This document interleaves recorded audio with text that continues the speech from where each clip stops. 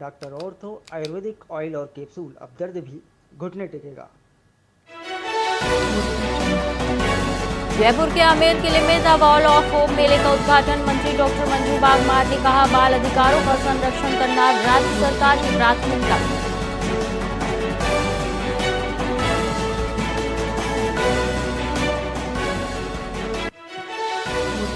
कोटा की महिला मुक्केबाज Arundhati Chaudhary boxing world cup के फाइनल में जगह बनाई। 3 बार की विश्व चैंपियन को नॉकआउट किया। 20 नवंबर को उज्बेकिस्तान की अजीजा से होगा मुकाबला।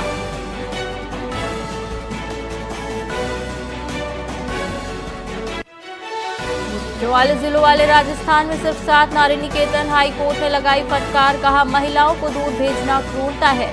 सरकार को शपथ पत्र दाखिल करने का आदेश दिया।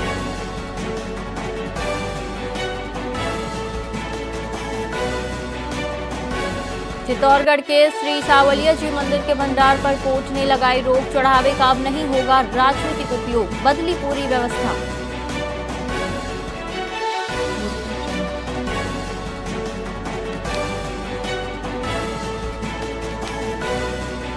राजस्थान में तेज हुई सर्दी। माउंट में पारा 0 पहुंचा। सीकर, कोटा, जोधपुर में रात का तापमान सामान्य से 4 डिग्री नीचे।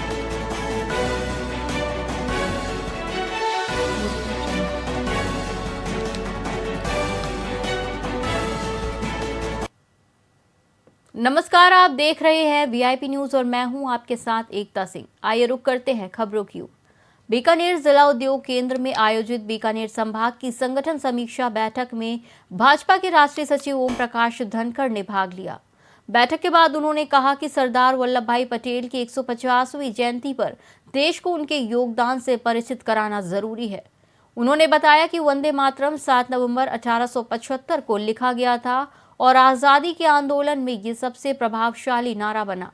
धनखड़ ने कहा कि सरदार पटेल ने 562 रियासतों को जोड़कर भारत की एक आत्मता का नींव रखा। उन्होंने दावा किया कि जनता का भरोसा प्रधानमंत्री नरेंद्र मोदी पर है और भाजपा बंगाल में भी पूर्ण बहुमत से चुनाव जीतेगी।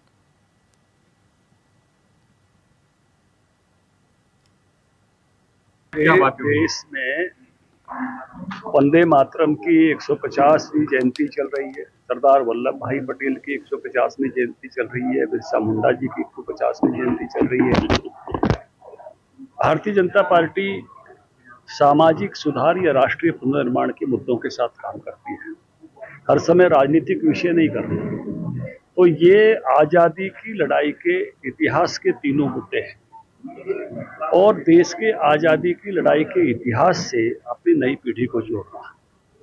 वंदे मातरम 1875 में 7 नवंबर को लिखा गया। 6 अंतरे का वंदे मातरम था। 21 साल बाद कांग्रेस के अधिवेशन में कलकत्ता में रविंद्रनाथ टैगोर ने गाया। महर्षि अरविंद ने इसका अंग्रेजी अनुवाद किया। पूरे देश में वंदे मातरम आजादी के आंदोलन में जो नारे लगे उसमें सबसे महत्वपूर्ण नारा था। इंकलाब जिंदाबाद भी लगा, सरफरोशी की तमन्ना भी लगा, लेकिन वंदे मातरम बैन हुआ कई बार। कितने ही वीरों ने फांसी के फंदे, 1 दर्जन से ज्यादा वीरों ने फांसी के फंदे वंदे मातरम का उद्घोष करते हुए चूमे। ये बहुत इंपॉर्टेंट हमारा जो है राष्ट्रीय गीत है। तो ये पूरे देश में उसी भावना के साथ युवा पीढ़ी इससे कनेक्ट हो और उस इतिहास को भी जाने की कांग्रेस की समझौतावादी नीति के कारण से इसके 4 अंतरे कटे जो देश के विभाजन तक बात पहुंची। देश में वंदे मातरम की 150वीं जयंती चल रही है। सरदार बीकानेर जिला आंगनबाड़ी कर्मचारी संघ की महिला कार्यकर्ताओं ने निर्वाचन अधिकारी को ज्ञापन सौंपते हुए चुनावी कार्यों, एसआईआर और बीएलओ ड्यूटी में महिलाओं की तैनाती रोकने की मांग की है। संघ का कहना है कि आंगनबाड़ी महिलाएं बच्चों और माताओं को पोषण सेवाएं देती हैं। ऐसे में 4 घंटे की नियमित ड्यूटी के बाद उन्हें दिन भर अन्य काम में लगाना उचित नहीं है। बीएलओ के दबाव में 10 बजे से 5 बजे तक बिना अतिरिक्त मानदेय के ड्यूटी कराए जाने की शिकायत की गई। वहीं संघ ने बताया कि 2019 और 2022 के सरकारी आदेशों में स्पष्ट है कि आंगनबाड़ी कार्यकर्ताओं को अन्य कार्य नहीं दिए जाने चाहिए।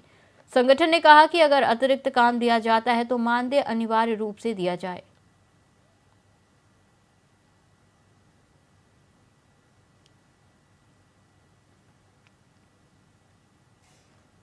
करने के लिए बीएलओ के साथ ड्यूटी पर लगाया, जो कि सर्वथा अनुचित है।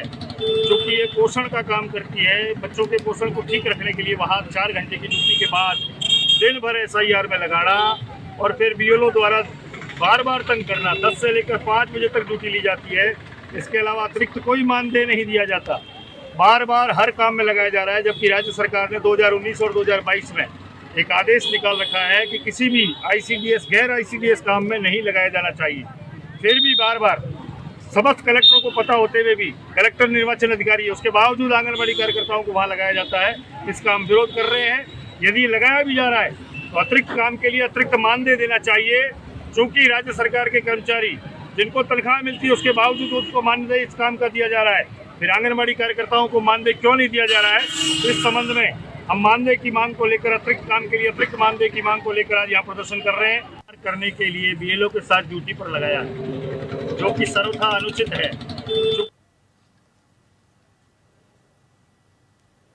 करौली में मतदाता सूची के विशेष गहन पुनरीक्षण अभियान की समीक्षा तेज कर दी गई है।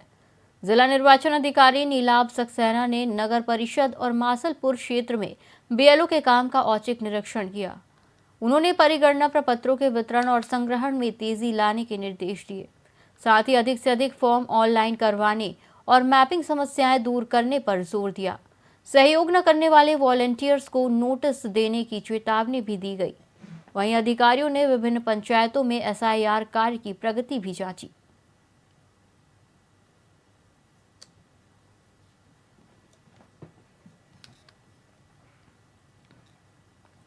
हनुमानगढ़ के रावतसर में पुलिस ने मादक पदार्थ तस्करी के मामले में NDPS एक्ट के तहत वांछित आरोपी ओम प्रकाश पूनिया को गिरफ्तार किया है। ये कार्रवाई गश्त के दौरान पकड़े गए कृष्ण कुमार उर्फ केडी की गिरफ्तारी के बाद मिली कड़ियों के आधार पर की गई है। पुलिस ने बताया कि केडी मादक पदार्थ के साथ पकड़ा गया था, जिसके बाद जांच में कई और नाम सामने आए। अब तक अनिल झींझा, सिद्धार्थ झींझा, सुरेंद्र झींझा सहित कई आरोपी मादक पदार्थ की सप्लाई, शरण और सहयोग देने के आरोप में गिरफ्तार किए जा चुके हैं। सभी आरोपियों को न्यायालय में पेश कर न्यायिक अभिरक्षा में भेजा गया है। पुलिस का कहना है कि मादक पदार्थ के इस नेटवर्क पर कड़ी कार्रवाई आगे भी जारी रहेगी।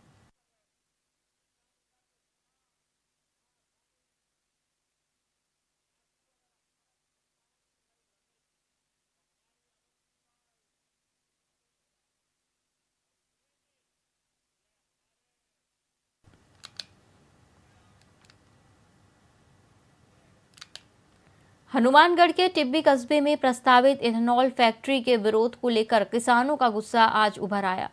पुलिस ने सुबह करीब 1 दर्जन किसानों को हिरासत में लिया, जिसके बाद किसानों ने SDM कार्यालय के बाहर धरना और रोष मार्च निकाला।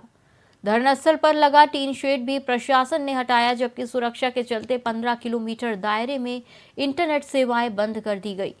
दोपहर में सैकड़ों किसानों ने सामूहिक गिरफ्तारी दी, जिन्हें संगरिया ले जाने के बाद टिब्बी थाने लाया गया।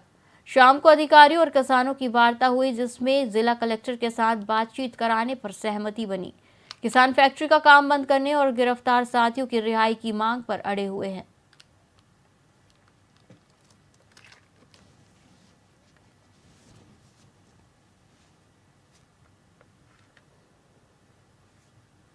को लेकर लगातार किसान साथी आसपास इलाके के गांव के ग्रामीण विरोध कर रहे थे। प्रशासनिक व्यवस्था में प्रशासनिक वार्ता भी हुई, हर बार विफल रही, लेकिन लंबे समय से प्रशासन की मध्यस्थता को लेकर जो वार्ता चल रही थी, निश्चित तौर पर किसान साथी संतुष्ट नहीं थे।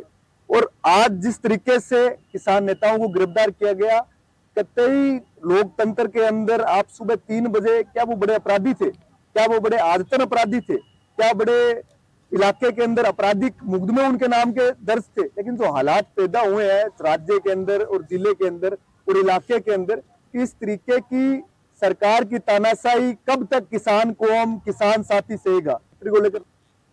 इस बुलेटिन में फिलहाल इतना ही। आप देखते रहिए VIP न्यूज। नमस्कार।